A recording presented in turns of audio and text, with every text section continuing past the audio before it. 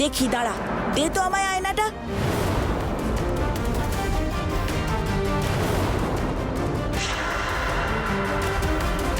কই, এখান থেকে তো কেউ বেরোলো না।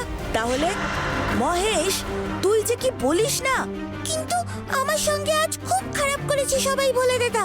প্রথমে নন্দী দাদা আমাকে টেনে জলে নামিয়ে দিয়েছে, তারপর মহেশ আমাকে কুটিয়েছে।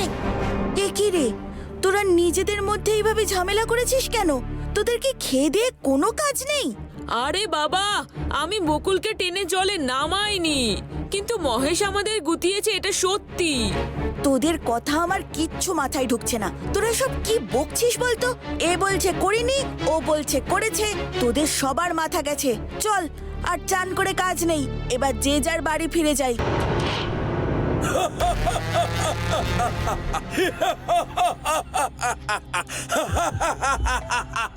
এবার তুই দেখ ভোলা, আমার তৈরি এই দস্যু আয়নার ভেতরের দস্যুরা তোদের কৈলাসপুরকে কিভাবে তছনছ করে। আর সব থেকে মজার ব্যাপার কি হবে জানিস? তোরা সেই দস্যুদের চিনতে না পেরেই নিজেদের লোক ভাববি। গুরুদেব, আপনি সব ক্ষীর একাই খাবেন? আমি যে বুদ্ধি করে আয়নাটা জলের তলায় রেখে এলাম। সাব্বাস মাবেক, সাব্বাস। এতদিনে তুই একটা সত্যিকারের কাজের কাজ করেছিস। এমনটা হবে জেনে আমি তো তোকে বলেছিলাম যে ওই আয়নাগুলো ওদের কাছে রেখে আসতে।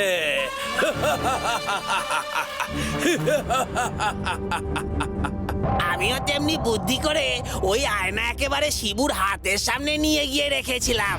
আমি জানতাম শিবুটা যা বোকা আর ভীতু, ও কিছুতেই বুঝতে পারবে না এই আয়নার রহস্য। কিন্তু এই আয়না আপনি পেলেন কি করে গুরুদেব? সে এক অদ্ভুত কাণ্ড, বুঝলি? আমি কাল রাতে যখন কালো পাহাড়ি থেকে তপস্যা করে ফিরছি, তখন পথে দেখলাম একজন শুয়ে আছে। আমি অবাক হয়ে গেলাম। এই, কে তুমি? এইভাবে এখানে শুয়ে আছো কেন? আমি মায়াদস্যু। মা কংসাবতীর কৃপায় আমি বলিয়ান হয়ে চলেছিলাম পাশের রাজ্য লুট করতে। দস্যু? তার দস্যু তো এখানে এইভাবে শুয়ে আছো কেন? আমি এই পথে দিয়ে যেতে গিয়ে ক্লান্ত হয়ে পড়ি। সেই সময় আমি একটি ষাঁড় দেখতে পাই। ভাবি তাকে বশ করে তার পিঠে চড়ে আমি যাব বাকিটা পথ। তারপর তারপর কি হলো? তারপর আর কি, আমি যেই ওই ষাঁড়ের ওপর আমার মায়া প্রয়োগ করলাম, অমনি ওই ষাঁড় তো আমার বশবর্তী হলোই না, উল্টে আমার উপর এতটাই ক্ষিপ্ত হয়ে গেল যে আমাকে তাড়া করলো। তারপর আমাকে তার লম্বা লম্বা মোটা মোটা শিং দিয়ে গুটিয়ে আমাকে অকেজো করে এখানেই ফেলে দিল। সে কি? তার মানে তোমার মায়া সেই ষাঁড়ের ওপর কাজই করেনি, বরং উল্টে তুমি মায়া শক্তি জানো দেখে ওই ষাঁড় তোমার এই অবস্থা করেছে।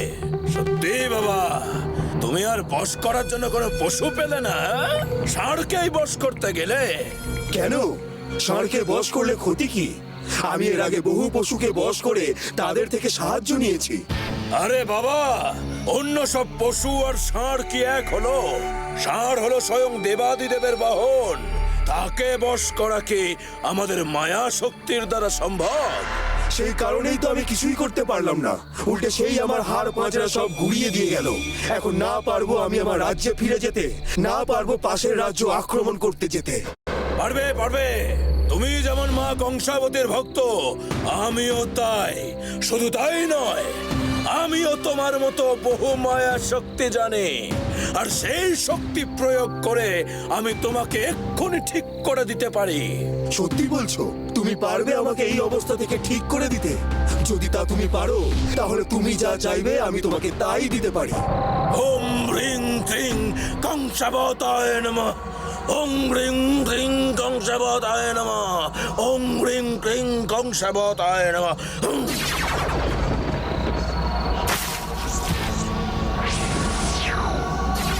চমৎকার, চমৎকার! কি নাম তোমার? আমার নাম ভীমানি। আমি এক মহাতান্ত্রিক এবং মা কংসাবতীর একমাত্র ভক্ত। সত্যি তোমার ক্ষমতা অসীম। যেখানে আমার মায়া শেষ হয়ে যায় সেখান থেকেই শুরু হয় দেখছি তোমার মায়া। বলো তোমার কি চাই? তুমি যা চাইবে আমি তোমাকে তাই দিতে প্রস্তুত। আমার চাহিদা পূরণ করার সাধ্য কারুর নেই।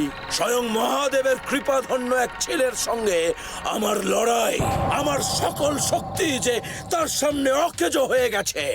তাই বুঝি?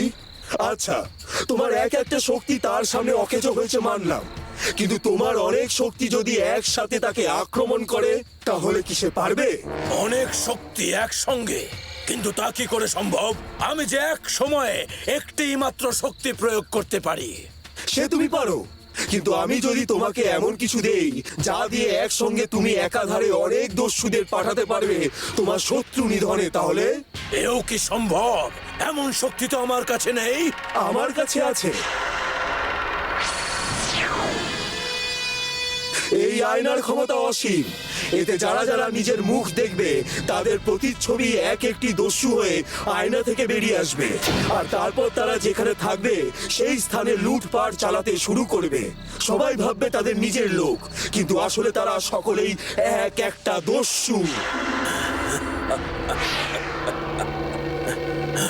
খবরদার না, নিজের মুখ দেখলে এই আয়না তোমার প্রতিচ্ছবি দিয়েই এক দস্যু বানিয়ে দেবে।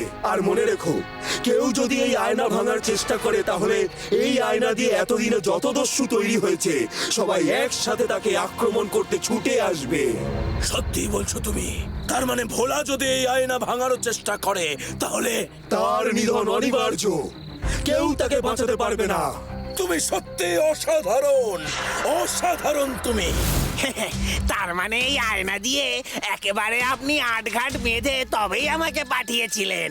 তবে আর বলছি কি রে, দেখলি না এই আয়নায় যারাই মুখ দেখলো তাদের সবার প্রতিচ্ছবি বেরিয়ে কি অনিষ্টটাই না ঘটলো। কিন্তু ভোলার তো কোনো প্রতিচ্ছবি এই আয়না দিয়ে বেরোয়নি গুরুদেব। বেরিয়েছে রে, বেরিয়েছে, কিন্তু সেই প্রতিচ্ছবিকে ভোলারা কেউ দেখতেও পায়নি। আর সেই প্রতিচ্ছবি এখন গ্রামে গিয়ে তার মনের মতো তাণ্ডব করে চলেছে।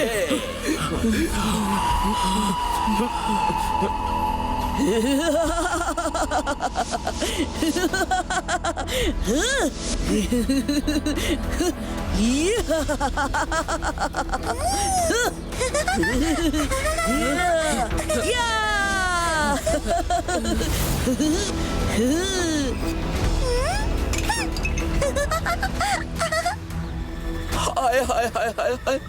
আরে ভোলা, বকুল, এসব তোরা কি করছিস? কেন এইভাবে অনিষ্ট করছিস সবার?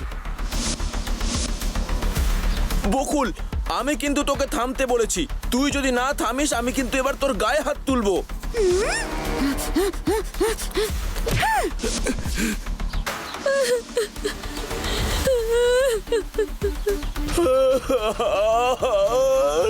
সহদেব